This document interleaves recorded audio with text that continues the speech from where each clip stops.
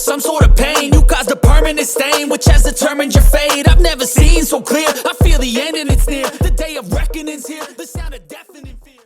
Tetap di luar negeri dan tidak mau kembali ke Indonesia.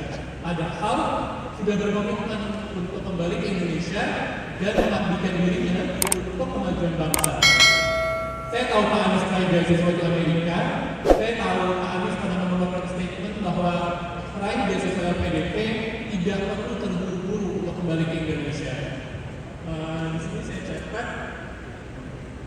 kita ini lebih banyak orang-orang Indonesia yang berada di posisi kunci di mana-mana. Pertanyaan saya, dengan segala narasi perubahan yang Bapak bawa, kemajuan bangsa seperti apa yang diharapkan apabila orang yang sudah jauh-jauh kuliah ke luar negeri berharap ilmunya bermanfaat untuk Indonesia, malah tidak mau kembali, malah dinormalisasi untuk tidak perlu terburu-buru kembali ke Indonesia. Pertanyaan Ya Pak? pertanyaan Ya, itu tadi pertanyaannya. Oh ya, sorry. Itu tadi pertanyaan saya.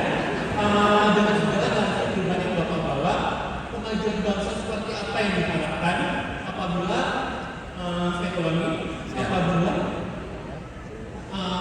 ada orang yang sudah jauh-jauh ke luar negeri atau tidak mau kembali ke Indonesia, padahal sangat diharapkan seperti itu. Nah, satu lagi kalau boleh, saya ingin Pak Anies klarifikasi Pak.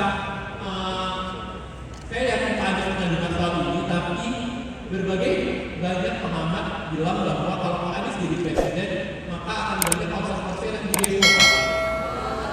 Nah, saya akan ingin klarifikasi dengan Pak itu dan apa komitmen Bapak untuk konser-konser yang digelar di Indonesia. Terima kasih.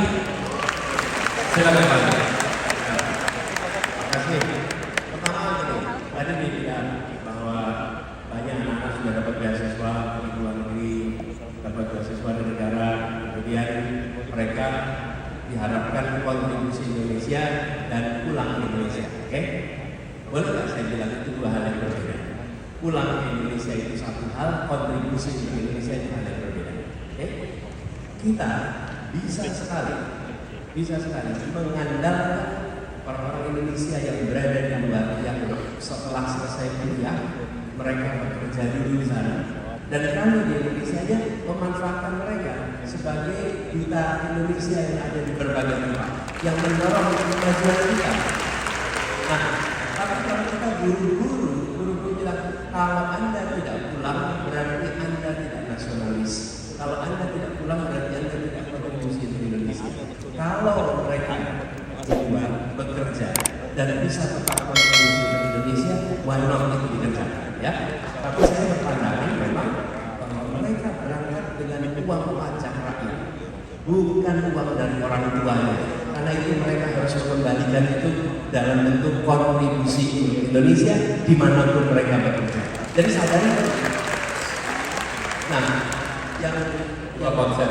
Ya, jangan sampai gini. Kalau nggak pulang berarti nggak kontribusi. Dan juga bila kerja di sana bisa kontribusi. Bayangkan, ketika mereka misalnya nih, bila mereka bekerja di badan-badan internasional, bila bekerja di perusahaan-perusahaan internasional, lalu mereka memutuskan mau investasi kemana, mau bikin program kemana, maka bisa bawa nama Indonesia ke situ. Hari ini kita melihat di konstelasi Asia, siapa orang-orang Asia yang banyak di badan-badan internasional, maka muncul nama India, maka muncul nama Filipina, maka muncul nama Jepang. Padahal Indonesia ini penduduknya nomor 2 terbesar dan 3 terbesar di Asia. Di mana kita? Karena itu jangan dihukum mereka tidak nasionalis, tapi minta mereka untuk selalu kontribusi untuk Indonesia dimanapun mereka berada. Ya. Nah, tapi komitmen karena ada perjanjiannya, komitmen bahwa nanti akan pulang. Saya berpandangan jangan buru-buru pulang, supaya nanti ketika pulang ke Indonesia mereka bawa bukan cuma ijazah, bawa jaringan, bawa pengetahuan praktis, yang itu semua akan membuat kita maju lebih cepat lagi di masa yang akan datang. Ya. Saya suka dengan Anda karena Anda bertanya dengan riset dulu. Dulu tahu tuh, dulu Anies bilangnya apa? Anies bilangnya apa? Jadi dia men-challenge, bukan sekedar pertanyaan yang basic. Dan itulah pertanyaannya bagus. Terima kasih ya. Belum kedua, ada sebelum yang kedua dijawab. Ini yang bersangkutan waktu di Pontianak belum bisa daftar ikutan besok Anies. Maka itulah di Jakarta dia berkesempatan hadir untuk sampai Jakarta. Terima kasih ya. Oke. Lalu yang kedua tadi, gini, kalau di masa kampanye banyak yang nakut-nakutin. Iya, zaman dulu juga gitu di Jakarta banyak sekali nakut-nakutin. Nanti kalau Anies jadi gubernur IMB rumah ibadah susah. Yang terjadi sebaliknya, justru semua yang berhak mendapatkannya ini. Jadi saya sampaikan kepada semua, ketika bekerja itu menggunakan prinsip saat mengambil keputusan. Apa prinsipnya? Nomor satu, kesetaraan. Nomor satu. Yang kedua, kepentingan publik. Yang ketiga, data informasi common sense. Yang keempat, aturan, undang-undang, regulasi, konvensi. Jadi apa yang itu? Semua kegiatan yang memang punya aturannya silahkan dijalankan. Semua kegiatan yang sesuai dengan ketentuan yang ada jangan dilarang. Negara memberikan ruang untuk seluruh kegiatan itu bisa dilakukan selama dia ikut dalam aturan yang ada di Republik Indonesia. Ya? Di sisi lain, kita juga tidak boleh melarang kalau ada yang mau mengungkapkan pendapatnya. Sekarang nih, acara resolusi Indonesia. Kalau ada sekelompok orang yang mau protes di depan sana, kami tidak setuju ada resolusi Indonesia. Dia juga tidak boleh dilarang untuk protes. Itu adalah hak dia untuk mengungkapkan pendapatnya. Sebagaimana yang lain juga punya hak untuk mengungkapkan. Tapi apakah negara melarang? Tidak. Negara bukan melarang berdasarkan protes. Negara melarang bila melanggar peraturan. Bila ada aturan yang tidak diikuti. Kebebasan dilarang. Nah, itu prinsip demokrasi. Dan prinsip demokrasi itu seperti itu, bahwa kita ikut aturannya dan kita memberikan ruang untuk yang mendukung maupun yang menentang. Nah, kami malah berharap seperti kemarin dikerjakan di Jakarta itu, bikin Jakarta International Stadium dipakai siapa? Niji konser di situ, Dewa konser di situ, betul tidak? Oh, Jakarta penuh dengan konser kemarin. Kenapa jadi khawatir besok nggak ada konser? Betul ya? Iya. Tapi Anies waktu ada bola ada banjir. Makanya jangan suka main-main sama rumput.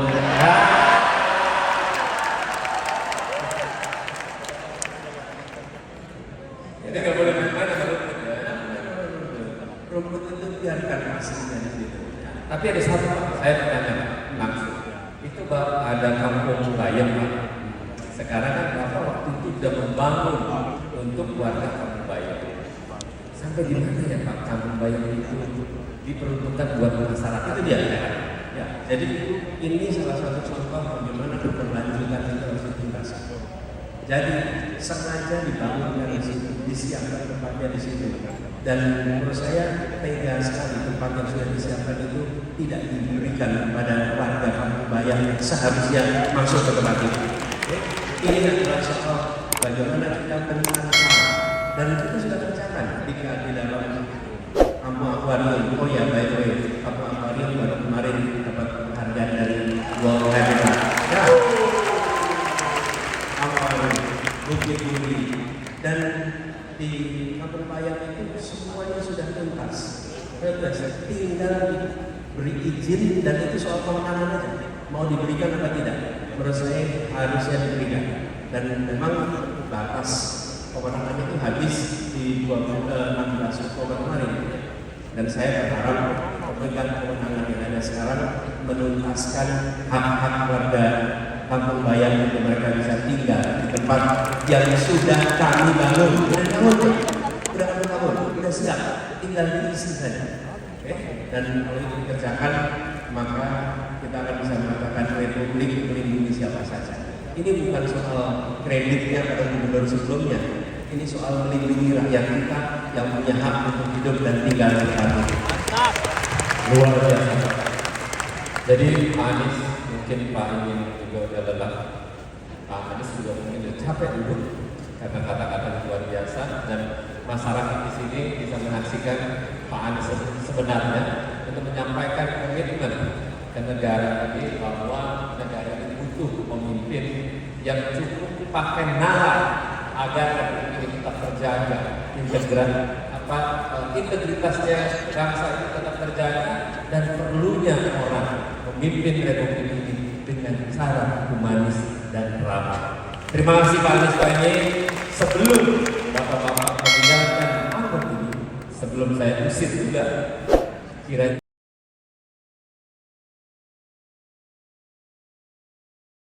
Semoga yang nonton video ini dilancarkan rezekinya. Amin aja dulu.